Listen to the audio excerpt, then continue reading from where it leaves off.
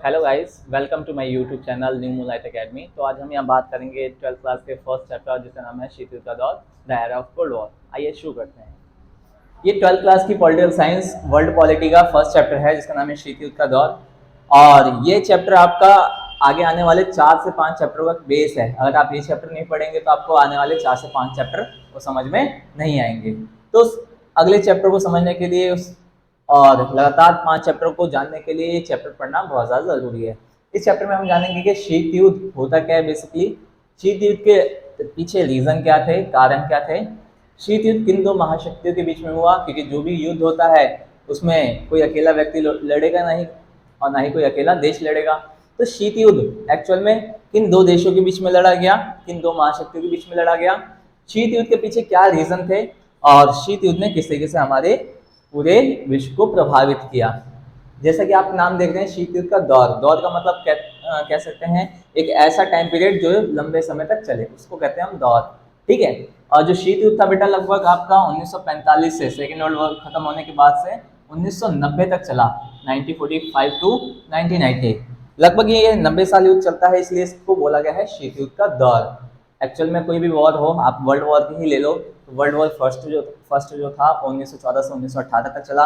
Second world war 1939 से 1945 तक चला। तो ये पाँच साल, 6 साल, 10 साल मैक्सिमम नॉर्मली युद्ध चलते हैं। लेकिन ये जो युद्ध था बेटा आपका 45 साल तक चला और इस युद्ध में कई उतार चढ़ाव आए, जिसमें हम देखेंगे किस तरीके से जो महाशक्तियाँ थी, दो महाशक्तियाँ आपस में बिल्कुल एक दूसरे के करीब आ गई। ये जो शीत युद्ध था वार्षिक युद्ध होने ही वाला था, लेकिन कुछ कारण की वजह से ही नहीं हो पाता है। तो यही हम इस चैप्टर में जानेंगे। तो सबसे पहले हम जानते हैं कि शीत युद्ध होता क्या है। What is a cold war? What is cold war? शीत युद्ध क्या होता है?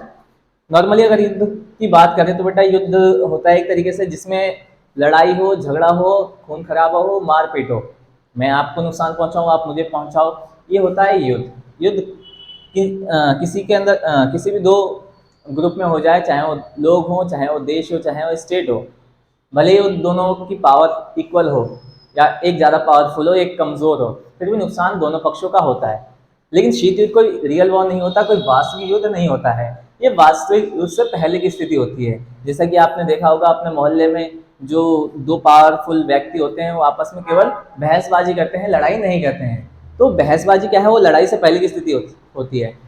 ऐसा भी हो सकता है कि वो बहसबाजी है आगे जाके मारपीट खून खराबे में बदल जाए, लेकिन जो बहसबाजी हो रही है उनकी बहसबाजी को हम बोलते हैं शीत युद्ध। क्या बोलते हैं? शीत युद्ध। शीत युद्ध एक आइडियोलॉजी वॉर था बेटा, एक विचारधाराओं की लड़ाई थी, जिसमें हम देखेंगे दो जो महाशक्तियां हैं, कौन कौन? एक यूएसएसआर और एक यूएसए।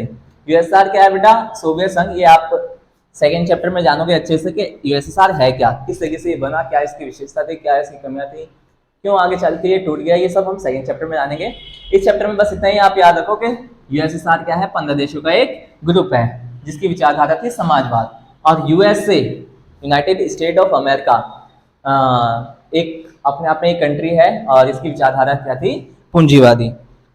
तो ये जो युद्ध हुआ बेटा वो यूएसएसआर और यूएसए के बीच में हुआ, क्योंकि दोनों की अपनी अलग अलग विचारधारा थी। तो पहली बात तो ये आपको समझना पड़ेगा शीत युद्ध है क्या, और उसके बाद से हम जानेंगे कि इसके रीजन क्या है, क्या कारण है। शीत युद्ध कोई वास्तविक युद्ध नहीं होता है जिसमें जो दो महाशक्तियां एक दूसरे को नुकसान पहुंचाए। ये वास्तविक युद्ध से पहले की स्थिति होती है जिसमें दोनों महाशक्तियां एक दूसरे को कमजोर करने की रणनीतियां अपनाते हैं, ताकि अगर एक्चुअल में वॉर हो, वास्तविक युद्ध हो, तो एक दूसरे को आसानी से हराया जा सके। समझ में आ गया? इसके पीछे हम रीजन जानते हैं कि what was the reason of behind it, इसके पीछे क्या कारण थे। तो पहला अगर रीजन देखोगे तो बेटा विचारधाराओं की लड़ाई थी।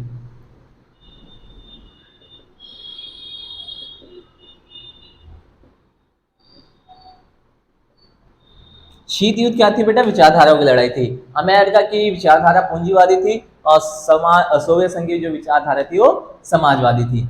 आपने देखा होगा कि हमारे देश में एक बीजेपी पार्टी है नेशनल लेवल पे और एक कांग्रेस पार्टी है। दोनों की अपनी अपनी अलग अलग विचारधाराएं हैं और दोनों अपनी विचारधारा को आगे बढ़ाने के लिए आपस में संघर्ष करते रहते हैं। सेम ऐसे ही यहाँ पे चल रहा था। यूएसए मानता था कि पूंजीवादी विचारधारा इज अ बेटर और ये मानते थे सोशलिज्म इज अ बेटर। तो ये कैपिटलिज्म को आगे बढ़ाने के लिए, सोशलिज्म को आगे बढ़ाने के लिए, समाजवाद को आगे बढ़ाने के लिए आपस में क्या कर रहे थे?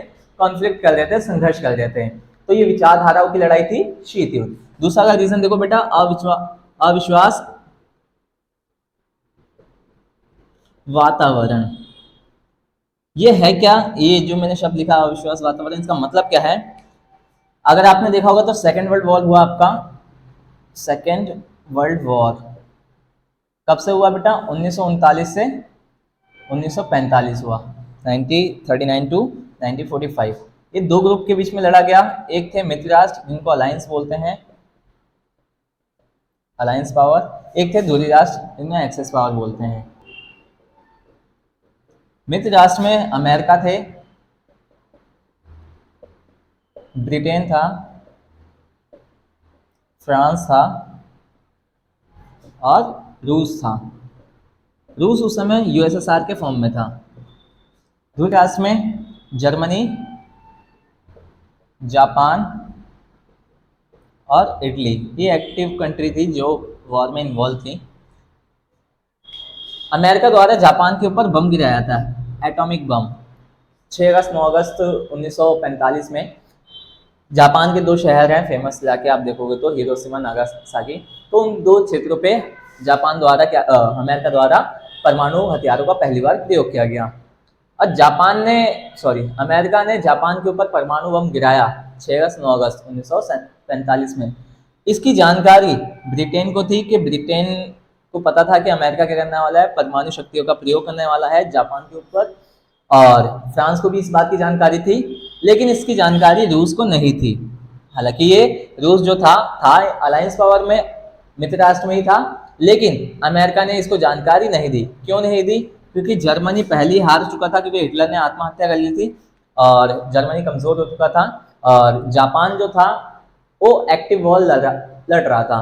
तो युद्ध में पूरी तरीके से इन्वॉल्व उस समय जापान ही था। इटली थोड़ा कमजोर देश है, इसलिए कमजोर हो गया था, ज्यादा इन्वॉल्व नहीं था वॉर में।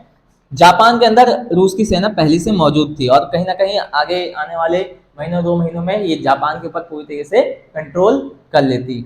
लेकिन अगर ये जापान के ऊपर कंट्रोल कर लेती तो किसका प्रभाव हो जाता? रूस का हो जाता, क्योंकि रूस की वजह से ही ये वॉर रुकता।